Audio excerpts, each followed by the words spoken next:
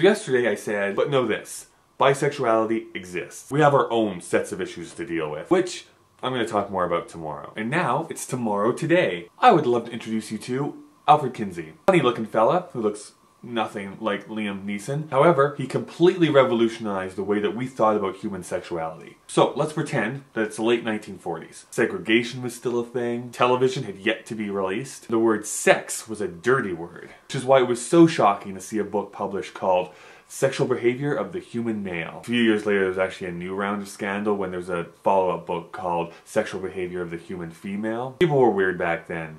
Color hadn't been invented. Kinsey had traveled all across the United States interviewing men and women on their sexual behaviors. What he discovered was that human sexuality can be shown on a graph. This has been termed the Kinsey scale. As you can see, a 0 represents a person who is completely heterosexual, a 6 is someone completely homosexual, and there's a lot of space in between. For instance, somebody at a 1 would predominantly engage in heterosexual sex, but might have a small interest in homosexual relations. Maybe 1 or 2 people of the same sex that they find attractive. Meanwhile, if you're a 3, you find yourself engaging in equal measures homosexual and heterosexual behavior. God, oh my god, oh my god, the new Sondheim musical is to die for.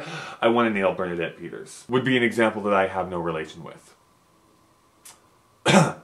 Anyways, moving on. Even with this landmark study, bisexuals have had a hard time finding a community to rally behind, especially with other studies coming out claiming that bisexuality is a myth. Many groups, both gay and straight, will claim that either bisexuality is a phase or simply does not exist. David Bowie, Angelina Jolie, Megan Mullally, Billie Joe Armstrong, and even Alfred Kinsey himself have all come out as various levels of bisexual. The problem is that as a species, we really like to have our absolutes, even when that's impossible. We're either a man or a woman. You're either white or black, either straight or gay. Sometimes in any of those examples there can be a bit of a blend, a plurality, or shades of grey. Coming to grips with it can be very hard. It is necessary to be honest with yourself and not worry so much about what level of bisexual you are. Perhaps at some point it won't matter. You can simply be with the person that you're attracted to without any type of label being applied. And maybe that's being too optimistic. But then again, I once thought that I'd have to kill myself in order for anyone to accept me.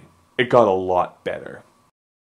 Thank you so much again for clicking on that play button. Right next to my head here we have yesterday's video, which is also a video response to a Tyler Oakley video. It's kind of part 1 of the one I did here today. So take a look at that, or you know what, don't. I could really go either way.